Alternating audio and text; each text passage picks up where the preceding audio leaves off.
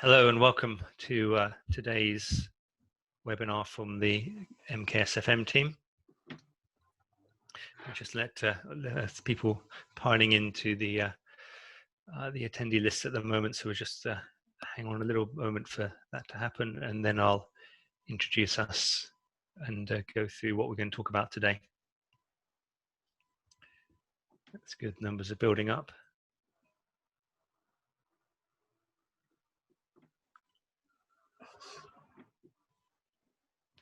Great to have lots of people in the Zoom call, and for us it's our first time doing a Zoom for the from the fundraising management team. Two colleagues, Mark and Marcus, had a go last week and it worked well, so fingers crossed that we'll do the same this time. Okay, so I think I'll kick off with some introductions and just an explanation of today. You'll see on your pictures on the right, myself, Dan Fletcher, and then my colleague Carl, and Helen and Emma, and all four of us part of the fundraising management team at Kingston Smith, and we're going to be delivering this presentation to you today, and each of my colleagues will chip in at the relevant point as we go through the presentation. Just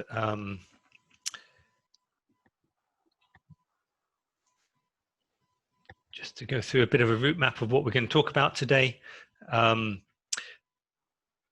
Very brief introductions. A number of you have been to our webinars before, so we don't want to repeat too much of the stuff over and over again, but the main part of the presentation will be thinking about impact, a little bit about thinking about fundraising, and then spending a bit more time where impact meets fundraising, bringing the two together to show how the two disciplines add value to each other and to the charities where they're being developed, and then we hope to have a reasonable length of time for questions after that, and then we'll aim to finish at about 5 o'clock. And if there are more questions that you have at that point in time, we will. You're welcome to leave at 5, but if you want to stay on, we will carry on answering questions until we're done.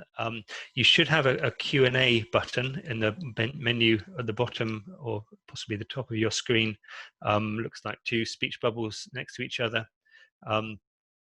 And please do jot down questions in that, or click on that and add a question as we go along. And then we'll be able to take those questions during the question time. But do feel free to do that, and I think the chat function should be available as well. So ideally put questions in the Q&A, but if you want to use the chat, that's okay too. We'll be checking that from time to time. So just going through Kingston Smith, we're a large accountancy firm with a big emphasis on the not-for-profit sector, and we do a lot of work with our over 700 charity clients. And the part of MKS that we come from, the four of us, is the fundraising and management team. And you can see we deal with finance, with impact, and with fundraising, and there are our faces and the sorts of things that we look at, and some of that we'll be talking to you about this afternoon.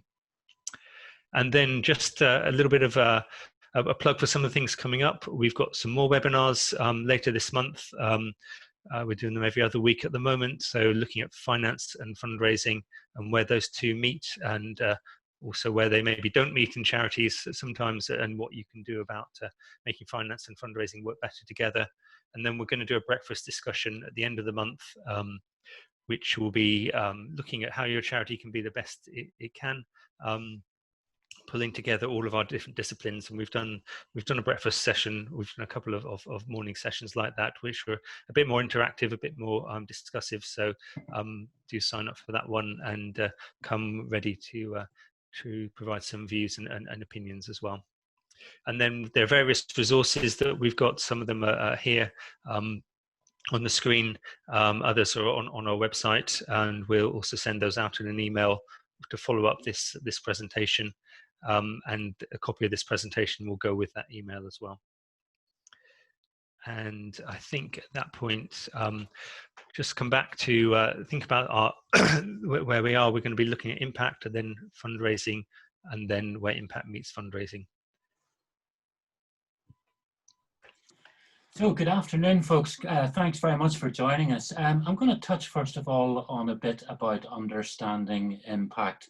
My name's Carl Eatham, and I join with two other colleagues who make up the impact team within the group that Dan's just mentioned. Now, in previous webinars, we've looked briefly at impact methodology, one or two models. Some of you are joining us on a number of occasions, so apologies if we're covering stuff. Although I just want to briefly look at touch on kind of what it is that we really need to cover when we're thinking about impact. So I've done these boxes a little differently from before. The basic take is that you want to be really clear on what your activity is. So that first activity box, for example. And you need to be thinking there about all aspects of your delivery and the resources needed to make that delivery happen. We talk a lot in the impact world about stakeholders, so it's good for you to really think very clearly about who experiences change resulting from your activity, and then following on from that, it's important that you think about, well, how do I get at the situation in which I'm in a situation where stakeholders are talking to me about the changes that are happening to them. So think through how you'll engage with stakeholders. Really, it's about asking them the big questions and getting key answers in terms of their outcomes experience. So a real good impact model will have regular contact with stakeholders and be pulling in that data and that information all the time. So again, thinking about what engagement you can do. When you've done that, then you're able to really distill and focus down on what the change is that your activity is leading to. So this is about being clear on what the outcome is for the stakeholder, and more than that, how the actual change comes about. That's sometimes referred to as a theory of change, or an evolution of change model, or a chain of change. It's really important that we know what are the constituent parts that lead in the end to a particular piece of change. And then finally on this model, tracking and accounting, it's all about kind of ongoing process. Continue to track these elements, ensure you have a framework that can capture it, and particularly important is measuring the quantity of change and the value of change. We're very keen on thinking about going forward, making sure that we put values of some sort on outcomes so that you have an ability to sort of measure the relative value if you have a number of outcomes and you want to think about which are more important. And then this next slide really talks about the kind of the process of impact. This isn't new, or shouldn't be new to most people who've been thinking about impact, the whole area of inputs, outputs, outcomes and impact. The inputs are the resources. I've touched on that in the previous slide. So yeah, this first red box will say something about really informing what activities really cost. And that's quite important, because ultimately we might want to look at how you can actually run the same activities for less cost. And there might be questions at the end if you can achieve outcomes for more efficiently for less cost. On the outputs side, the actual program that you're delivering, establishing the efficacy of outputs. This is really important. It's really about the causal link between what you do and knowing that it ends in the kind of outcome that you're going to claim. Outcomes are about the changes with valuations, in other words, the benefits, the application of skills. So this next outcome one is about really focusing down to the most material outcomes. You don't want to count every outcome under the sun. You know, how long's a piece of string? You'd be there forever. This section is really about focusing on the key important outcomes when you're thinking about really getting to the core of your impact. And finally, on this slide, our definition of impact is about thinking about how you adjust the values of outcomes to better reflect what's properly attributable to you. So impact for us is the value of outcomes that are particularly attributable to the work you're doing, or in short, is really down to you.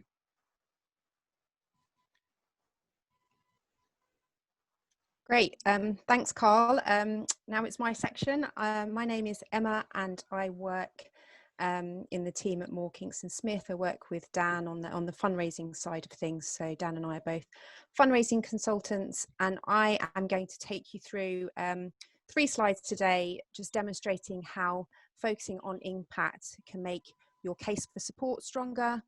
And a good case for support really is the anchor to a good fundraising strategy, which in turn can generate further funds for your organisation, for your charity. So it's really important. So I wanted to start off really looking at the fundraising cycle, a tried and tested model that's used in fundraising really as a planning tool. And there are 4 elements to the traditional fundraising cycle. You begin with your case for support, then you look at the audiences that would like what you're saying, and then it's about making the ask. So who are you going to ask, how are you going to ask, and then monitoring what you've already done and evaluating, and then perhaps if there are any changes that need to be made, that's the point to do it in terms of refining the case, and then you start all over again. But today we are going to be looking at 2 areas, which is the case for support and the audience within the diagram. And we'll be looking at and understanding how impact really helps to make the case much stronger.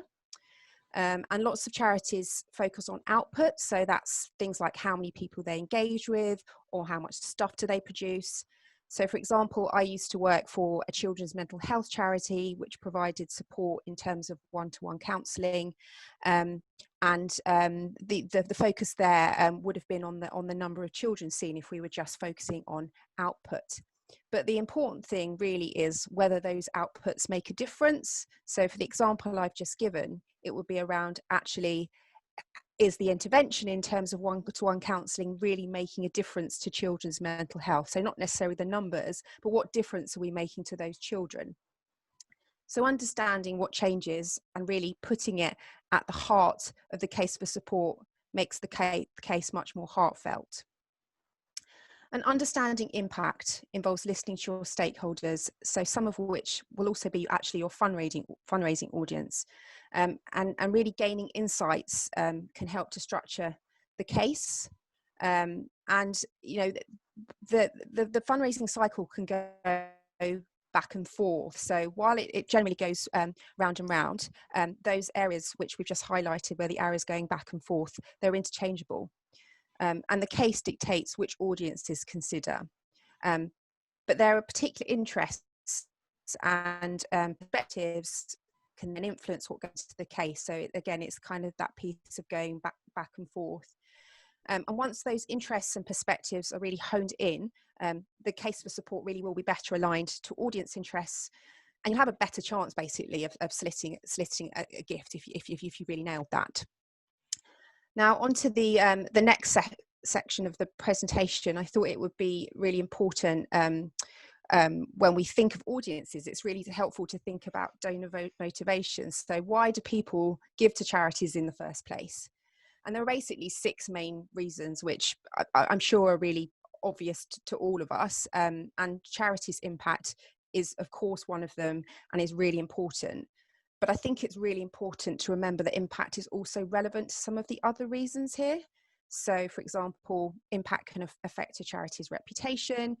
It can be part of a charity's marketing. It can encourage collective giving, and that's when people follow others doing the same thing in order to create more significant change. And some of these motivations can really become apparent through stakeholder evaluation. So it's really worth investing that time. And their questioning will outline what people value. And these feelings of value can provide greater insights into your fundraising message, which is your case for support. And we'll actually be exploring some real life examples just to bring this to life a little bit later on in the presentation through one of my colleagues. And lastly, in terms of my section, I think it's important to look at donor motivation and really consider how donor practice is actually changing. And this is really in part due to the lack of impact focused communication that's coming from charities, which is actually bad news for charities, because other players are kind of getting in on the act, who are able to demonstrate impact in a better way. So online platforms in particular have made it easier to show that a gift can really make a difference in response to emergency appeal, for example. And we're also finding people are using the web to make a convincing case for gifts to individuals, so things like medical bills, perhaps kind of for honeymoon, or if they're doing a degree, all sorts of things. And in each case, the impact of the gift is actually linked to the money ask. And also, there's also a real high rise in high net worth donors who are actually setting up their own funds or initiatives to create impact when they feel, it's needed. And they're actually doing it and also quite often duplicating what charities are already doing, what's already been done out there. So there's overlap, which no one really wants. And this may be because that high net worth individual doesn't see the charities making, or at least communicating, their impact well in the way they fundraise. So, potentially that high net worth individual could have been a major donor for a charity, but instead they're kind of going off and doing their own thing. And donor-led social enterprises can fall into that category too. So really, I wanted to make the point by saying, like, we really need, by upping our game in presenting strong impact messages in our fundraising, it will help non-profits and charities compete for much needed income. And now we're actually going to bring this to life a bit more by going over some real life examples. So Helen, I think you're up next. Yeah, thanks very much, Emma. So first of all is an organisation called Open House, which Carl will tell you a little bit more about in just a second. But this slide is really about, as Emma said, a lot of impact, and Carl said a lot of impact is about really focusing on the changes that are happening. That's a really important aspect. And this slide kind of highlights some of the actual outcomes and some of the kind of language that might pop up as a result of engaging with stakeholders and looking at outcomes. One other thing that might happen as a result of your impact process, if you're really deeply engaging with stakeholders, you're asking really nice, broad, open questions. Occasionally we've even seen organisations become aware of unintended outcomes they didn't realise were happening, but as a result of finding out about them, it's kind of expanded a whole load of language and messaging, and maybe even unlocked a few sort of grants and foundations that they weren't kind of aware that might be relevant for them. So that's one real advantage of kind of using your stakeholder language and really emphasising these changes that are happening. On the next slide, if you think about impact, as Carl said, there's the outcomes aspect, but then if you think about impact from the value perspective, this is another way of presenting impact that might appeal to different fundraising bodies in a different type of way. So this is a report, it's done by a guy called Daniel Fujiwara, and it's kind of a big meta-analysis of really big databases like the British Household Panel Survey and things. And if you go on to the next slide, you can see that the kind of language that comes out as a result of this is things like people value visiting museums at about £3,200 per year. And you can see some other outcomes being valued there as well. Now, what that statement actually means is the amount of well-being that someone might get from visiting museums is equivalent to an increase in £3,200 in their household income per year. And as I say, this is done in kind of very, very big statistical databases. It's relatively robust, and Daniel Fujiwara, the method is called wellbeing valuation, and as well as arts and museums, he's done some wellbeing valuations around some sort of social housing outcomes, things about mental health, loneliness, and things like that. So it might well be worth having a look to see if there's anything relevant for your charity that you might be able to think about presenting, and how that might kind of reflect back on your stakeholders. So another way of looking at value, and this might appeal more to funders who are sort of interested in more of a place-based approach, or a community-based approach. So you can see this pie chart. Again, it's the open house projects that Carl will talk to you just in a second. But this pie chart sort of compares the amount of value that an individual stakeholder is experiencing as a result of something. And again, this may well appeal to slightly different fundraising bodies as the other things that we've talked about, but it could be a really effective way for a local authority or someone like that to really think about and kind of draw them into to funding your project.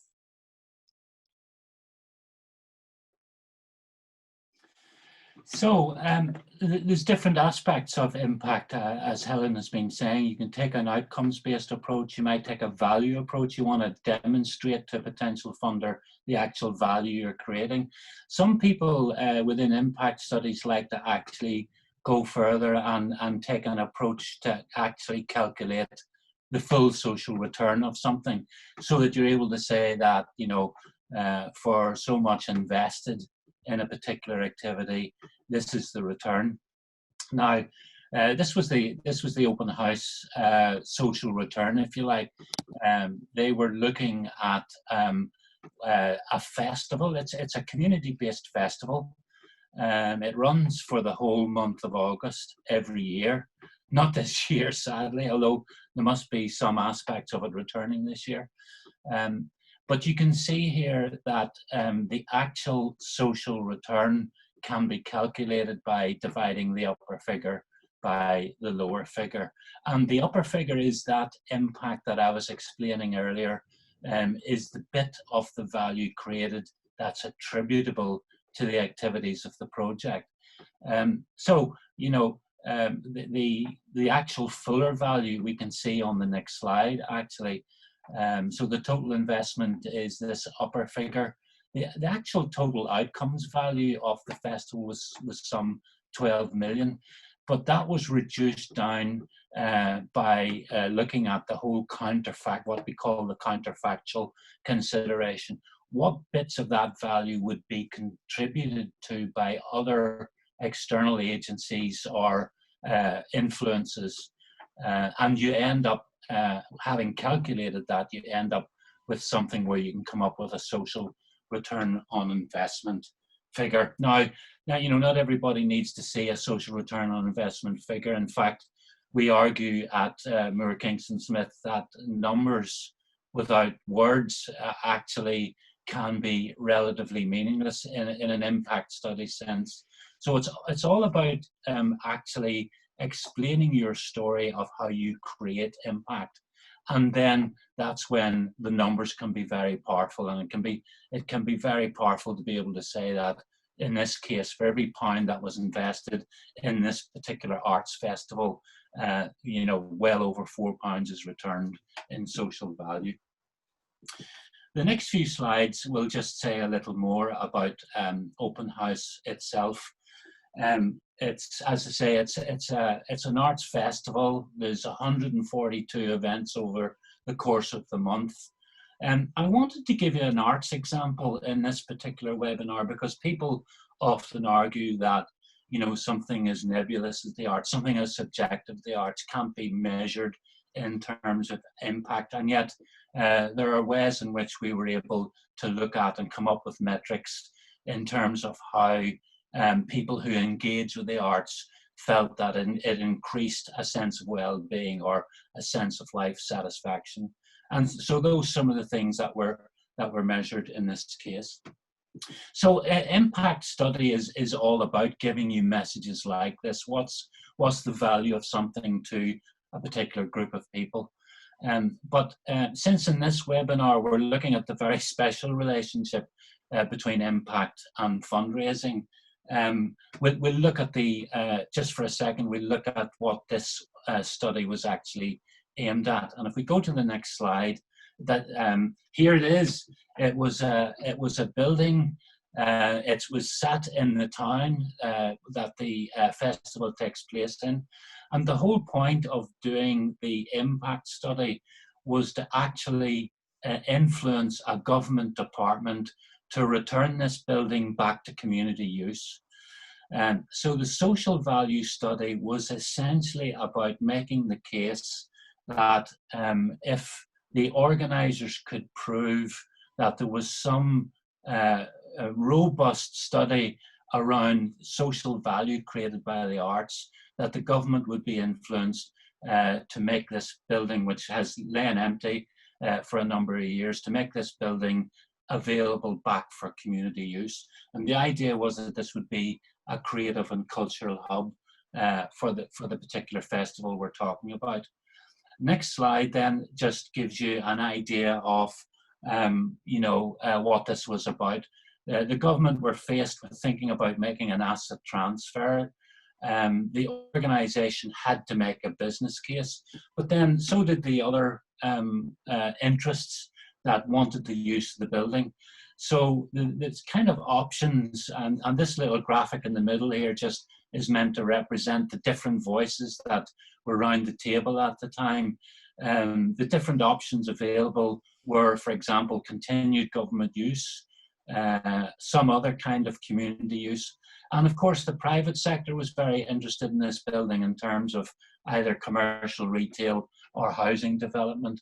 So while the social value case wasn't the only thing that was taken into account, the organisers of Open House very clearly and very directly make the case that without making a social value study, they would not have been able to tip the scales, if you like, in their favour. And the result was that the building was handed over to the festival for use. The market value of the building, I think, was about £150,000 at the time.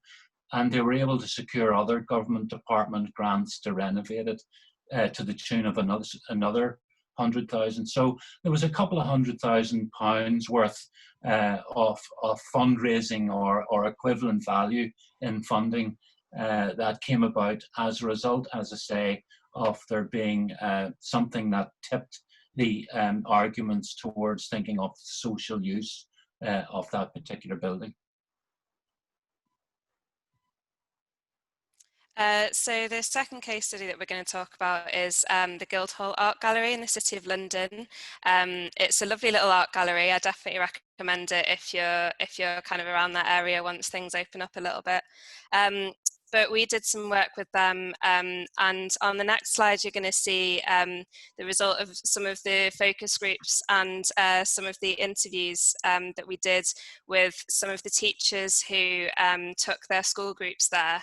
And as you can see, Carl spoke earlier about these chains of change and the sort of outcomes occurring as a result of each other, ending up in the outcomes that you can see on the right hand side, the outcomes in bold, which are the things that we then go on to value using various techniques.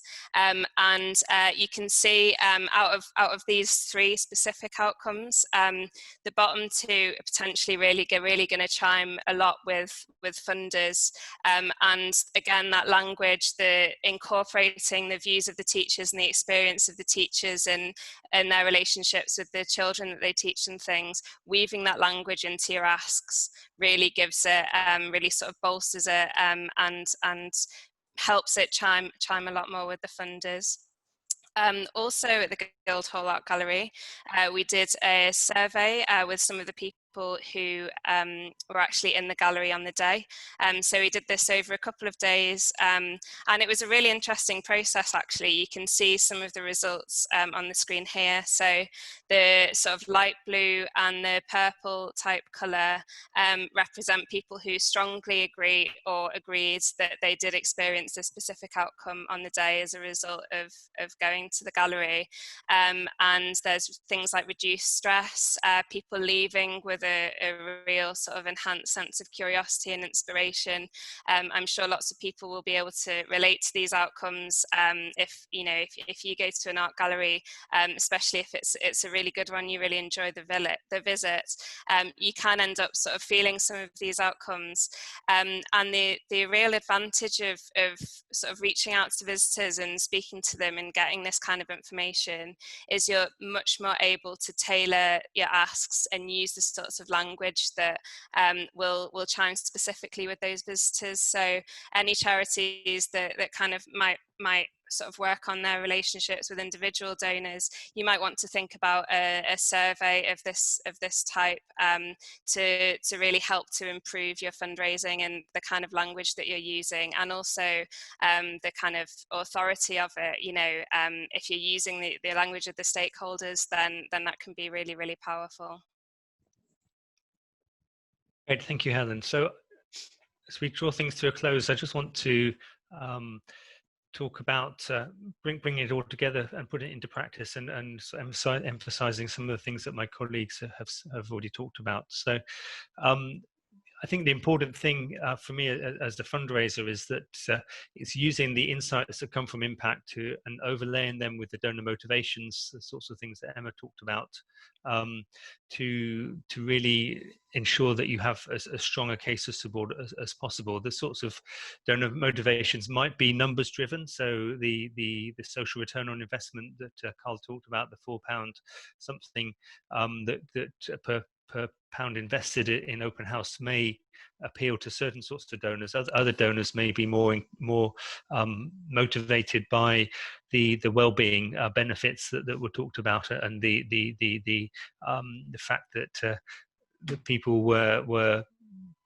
clearly benefiting from the art experiences that came from that festival, or in the Guildhall Art Gallery, some of the educational benefits that come from teaching children about art and about history and about Roman history there as well.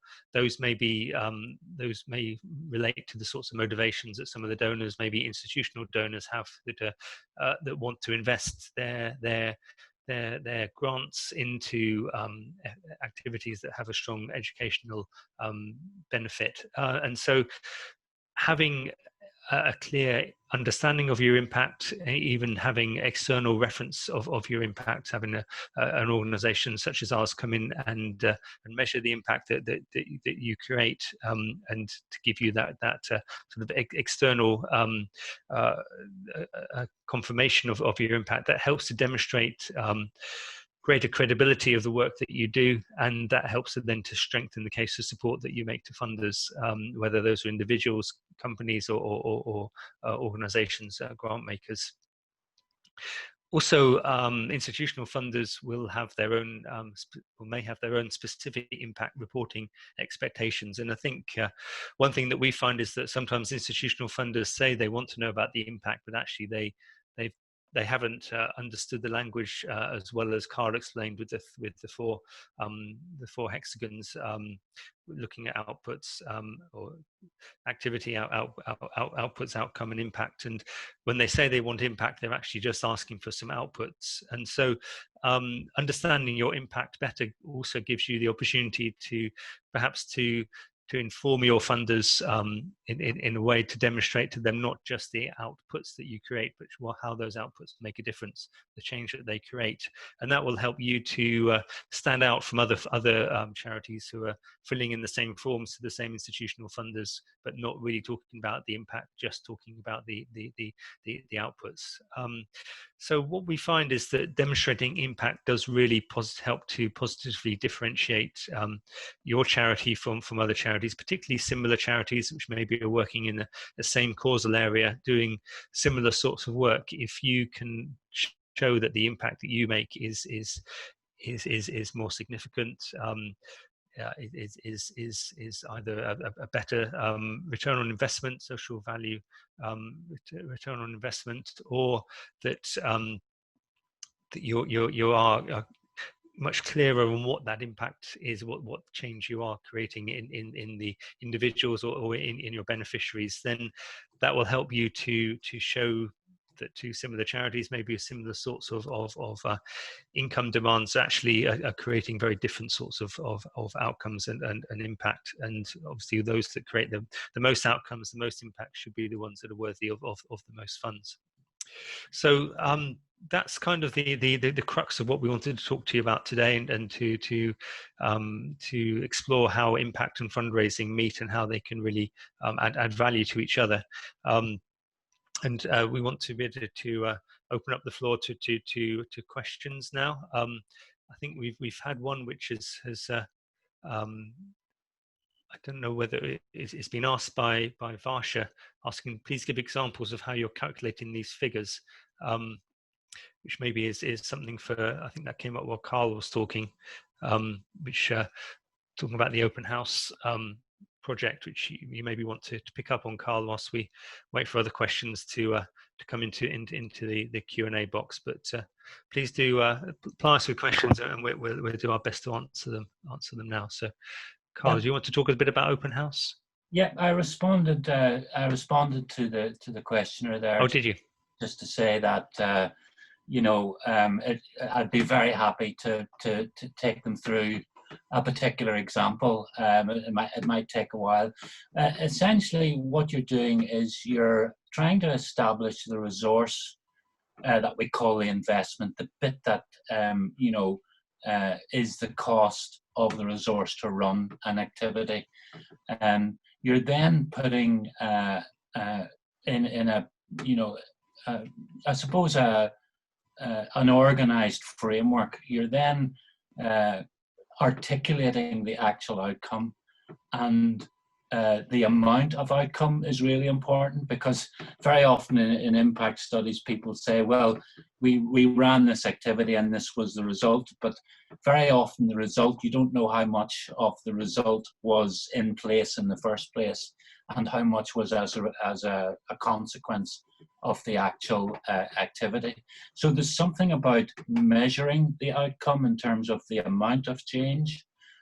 So there's numbers involved there.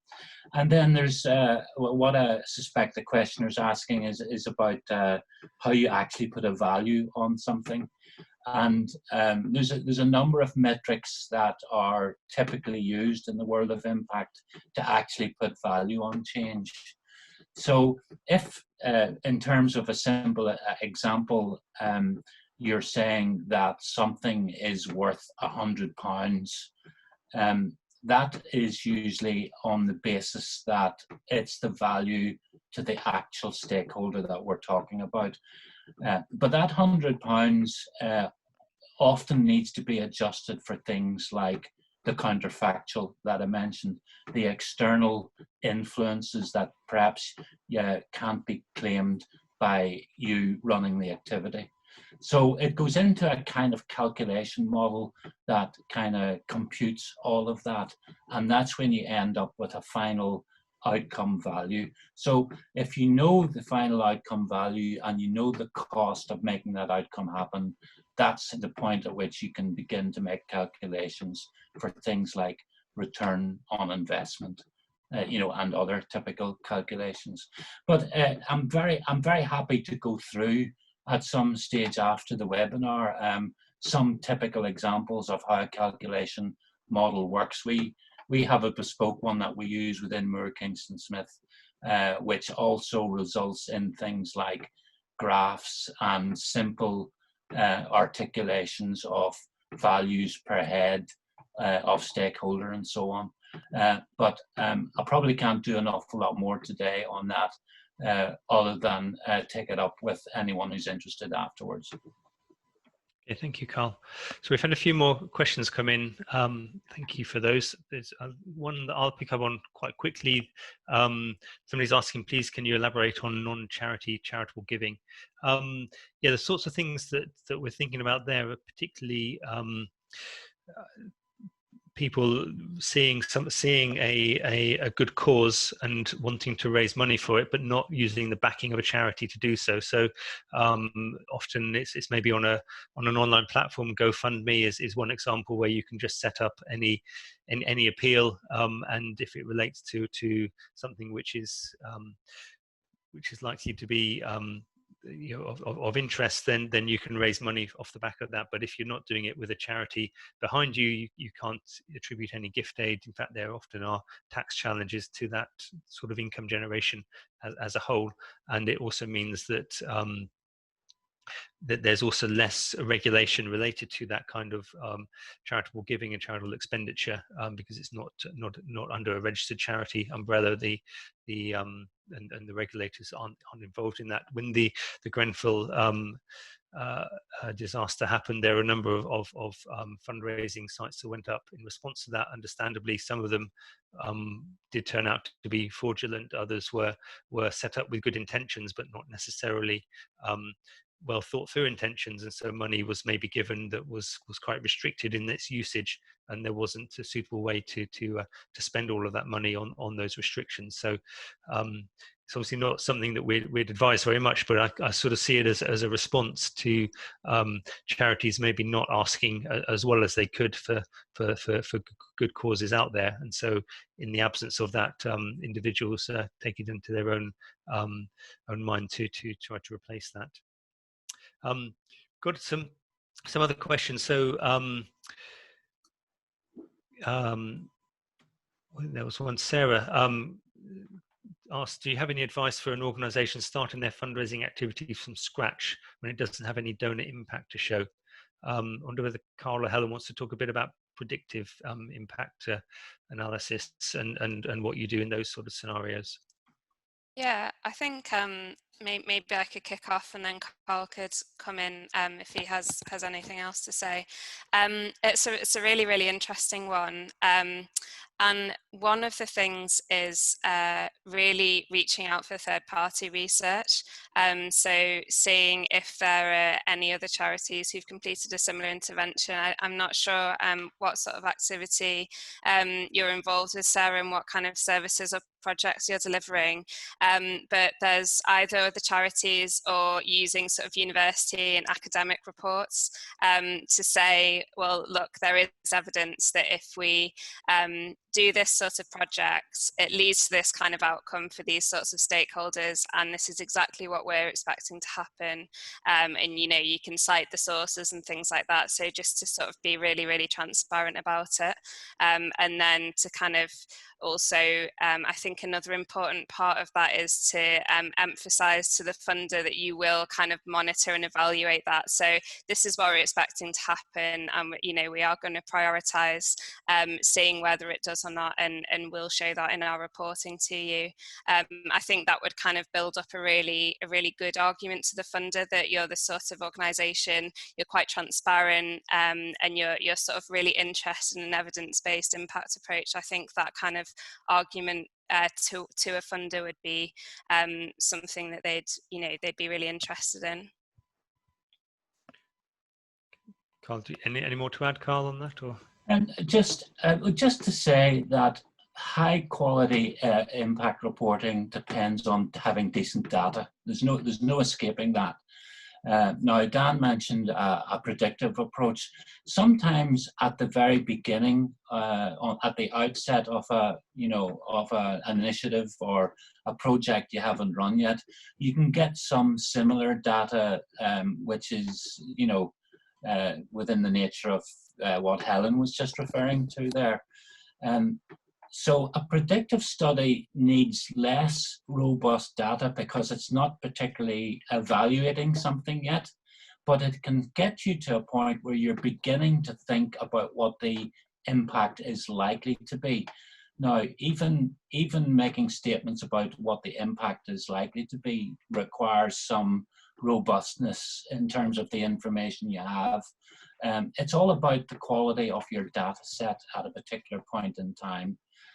If you don't have it yet because you're only starting out, as we've said, there are ways to actually try and draw parallels with similar situations, but it can be sometimes useful to set up a kind of a predictive model, which is designed in such a way that when you do have better data, you can plug that into it as you go. So there's no need in the old evaluative sense, there's no need to wait until the end of a project before you can, have the data to begin thinking about impact. In fact, good evaluation theory says that you should design your evaluation as you go, and it's a bit the same for impact. If the data that you've got isn't as robust as you'd like, there's more of a predictive element in that. But as I say, some of the work we do with charities starts at that point actually, and the calculation modeling and so on is designed in such a way that you can sort of insert the data into it as you go along and as you're in a position to gather that information. And I think it's maybe also useful to think about from the fundraising side of things, even if you don't have a lot of activities to start off with to talk about, then you still have an idea of who your audiences might be, and if you have opportunities to talk to your audiences in terms of initially who the beneficiaries are, they may have an understanding of what you might be preparing to deliver to them, what support that they'll be aware of what their needs are, and they'll be aware of how they'd like you to be able to meet those needs. And that sort of information can also help to start to inform the way that you present a fundraising message based on what the needs are to start off with, and your stakeholders' perspective on how important it is that those needs are met, and what you might be able to do to meet those needs. And so you wouldn't be talking in terms of this is what we've done, but you'd be talking in terms of this is what our beneficiaries want us to do. Please will you help us, give us money to enable us to achieve that. And at that point in time, that's maybe the best that you can with that. We've got a message from Roy talking about some teacher training that he's done in his organization, and then going back and seeing what difference that training might have been made in 3 to 4 months, and asking whether that can have a value. Again, impact colleagues, do you want to pick up on that? Yeah, in that situation, it can certainly have a value, and yes, it is based on the because essentially what you're looking at there is the effectiveness of a piece of training. So the value of the change that comes about as a result of that training would partly be based on the resource it takes to deliver that training. But you would also need to be clearly looking at what you think has changed as a result of that training. And so one of the outcomes could be, for example, more effective teaching, or less time used in getting to the point where you're able to deliver something educational because of the effectiveness of that original training resource. So there's, I said earlier, I'm very happy to sort of demonstrate how some of these things are calculated, but it's also important to remember that there's no two impact reports that are essentially normally about the same thing. The range of outcomes that you could be looking at in terms of the impact world, and particularly in terms of the very diverse range of activities and so on that charities get involved in. And it's very hard to be, very clear about, what an exact example is likely to be. But we did some work, Roy, in the last year or two with the Shakespeare Birthplace Trust up there in Stratford-in-Avon, and what they have for primary schools is something they call Shakespeare Week, and they wanted to measure the effectiveness of their teaching materials that could be downloaded from the internet, and then that resulted in schools, particularly primary schools, having a project week. And some of that involved, I mean, Helen was very involved in this, some of that involved looking at research around effective learning, how that comes about. Is there a link between materials that are stimulating and an educational process taking place? You know, what is the link and the causal link between those two things? But having established that there very likely was, there were a lot of outcomes in that study that were around teachers saving time because of the quality of the materials that were being provided, children being motivated to learn about something that was sometimes for some of us hard to be motivated about, in fact. And, you know, there was a whole range of outcomes in that study that linked the training, if you like, to some learning outcomes. So it's something that it would not be unknown and unheard of to actually look at the links between your training, Roy, and what happened when you went back that 3 or 4 months later, as you state in your question. Yeah, I think the other thing, Roy, and it's probably worth saying actually that we're running sort of 30-minute kind of impact surgeries pro bono at the moment. So if anyone, a few of the questions are kind of fairly specific, and maybe if anyone's kind of got their own organisation in mind or whatever and would like to have a more in-depth conversation with one of the members of the impact team, then please do email us, and you know, we can definitely set something up. But one of the other advantages of an impact perspective is that when you think about the stakeholder groups that are being affected, often you can end up with outcomes from other stakeholders in the equation. So Roy, your one's a really good one, you know, training for teachers, they're obviously benefiting as a result, but the pupils are as well. And there are many charities out there that might currently be measuring the impact for one stakeholder group, you know, getting really good funding for that stakeholder group. But actually, what about the loved ones? What about the families? Are they experiencing outcomes, reduced loneliness or reduced stress or whatever? And is that a kind of a new avenue for your fundraising potentially? So that's a kind of another interesting way of like really refreshing your fundraising ask, is thinking about other elements of impact that you might not be collecting information about at the moment, but might kind of unlock some new revenue streams for you. Great, thank you, Helen.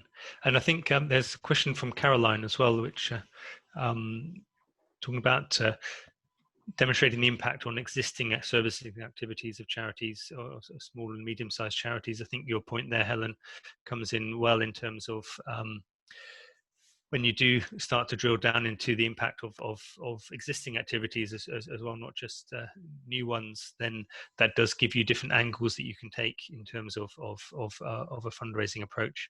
I don't know whether other colleagues, whether you want to add anything to what Caroline's asked there. Yeah, I just had a look at Caroline's question a few minutes ago. Certainly, if you've got a history of services and their existing activities, it will boil down, Caroline, to the nature of the information you have about those services and the effects. So, you know, have you been tracking any sort of information for your services at all, and what does that information involve? There's a particular set of questions that we always ask in the impact world, and they've not got very much to do with things like, did you enjoy the service? Those questions are really important for other purposes. Or what could we have done better? Or what would you have liked to have seen?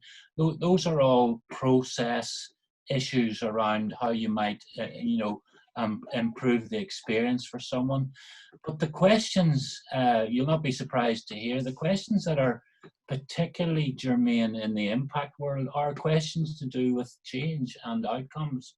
So what's your experience of change as a result of your involvement in this service? what changed, you know, how was it for you? What changed for you? There's other questions as well, like, how, you know, if you've experienced, you know, a few outcomes, what are the most important outcomes that you've experienced? Sometimes an impact practitioner will go further and ask, you know, how would you demonstrate that the change happened, or how would you put a value on the change? It's not so important that those questions can be answered by your beneficiaries, because a good impact practitioner will be, you know, will have access to things like the metrics that we need to measure existing services. But certainly, you know, if you're running services and you're gathering information about the effect of those services in terms of the outcomes they're likely to be leading to, then you're absolutely ahead of the game in terms of making that move towards actually, you know, articulating that impact. I also think from a fundraising perspective, it's looking at sort of if you've got any backdated testimonials or stories. Just, you know, funders generally love stories as well. So if you've got any kind of stories of the change that you've managed to make, or if you can go back to some of your beneficiaries and talk about what the charity has done for them, and that will go a long way as well, just in terms of what you've already done and what you want to continue to do for other people is important. Yes, I agree, Emma. That's a useful point. Funders often love the case study, and you know, we often talk about, certainly in our impact reports that we write at MKS, we use the case study as an example of the changes that we are talking about in other parts of the report. One of the interesting things about impact reporting is that it's not so much an individualistic thing, mind you. It's more to do with what's changing for that particular group of stakeholders. And you know, lots of charities have the golden story about the life that changed, and you know, it's very effective in terms of getting over the message. But it's even more effective if the case study that you're using reflects what the outcomes are that you've established for a group of people. And when those two things are put together, that can be an incredibly powerful and convincing story, really.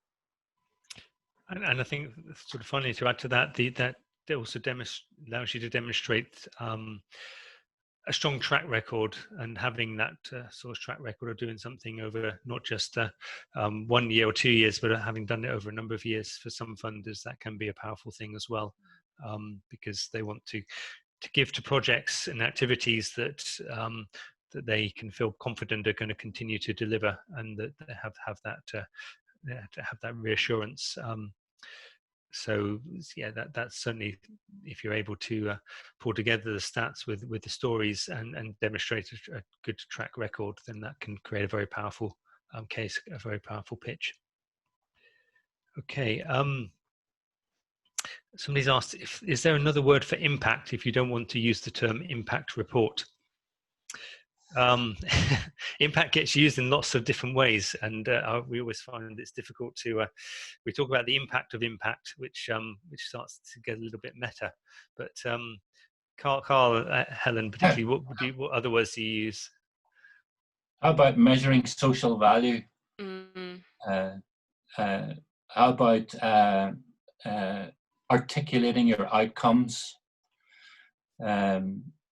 I get what you say about impact. And Dan's absolutely right. The term has been used so much now to mean very different things. Some people use impact to kind of demonstrate long-term change, and that's not quite right in my mind, because one of the important things about tackling the whole area of impact, or the whole area of measuring your social value or accounting for your social value, one of the important things is that you account for the change that you're making, whether it's short term for the beneficiary or not, because you can, you know, organizations and charities can have some quite powerful influences on beneficiaries that, you know, don't last the rest of their lives, aren't about long-term change, but might turn a life around within that 6 months. You know, I'm thinking of people I met in Northern Ireland who couldn't go out. One or two people I can think of who just couldn't get out of bed and go out beyond their front door because some of the experiences that they'd you know, come across in their local community, quite traumatic things. And it was the work over a relatively short period of time that moved them from people who couldn't function very well to people who were starting to do normal things again. And then, you know, that didn't take you know, a very long time to achieve. And also it wasn't necessarily long term in that they could actually go back and you know, sort of worsen, the condition could worsen again. So, and it's all about, as I said earlier, it's all about the individual circumstance, the focus of the study, the analysis that you're trying to get out of the situation. And it's, you know, it's essentially then about keeping it simple if you possibly can, because some of this can sound very complicated, but you can do an awful lot in your charity just by simply exploring the difference between outputs and outcomes and what you mean by those two things, and then putting a focus on those outcomes in terms of tracking and accounting for them. So this doesn't have to be complicated, and it doesn't have to be just about short, medium, or long-term change. We say it's about the important changes that your charity brings about. Great, thank you, Carl. That's a good way to draw this bit to a close. So thank you for your questions and comments. That's been useful and interesting. And then just in summary, Carl was talking about the change that your charity creates, and that's the thing that donors are interested in. So if you can understand that as much as possible, then you're onto a winner when it comes to engaging with your donors. And understanding your audiences is also a sort of a critical part of that. And what we find is that charities which are managing to align their understanding of impact, their valuation of the change that they create with their fundraising strategy and the way that they ask, they increase their chances of success. We can't guarantee you definitely will make more money by doing that, but you certainly increase your chances. And why wouldn't you want to do something to increase your chances of raising more money? So thank you very much for joining us today. And we have, as I said, we have another webinar coming up on the 16th of July, looking at finance and fundraising, and then a more of a breakfast chat on the 30th of July. So hopefully we'll see some of you at that time as well. But thank you very much, and we'll call this to a close. So thank you. Bye-bye.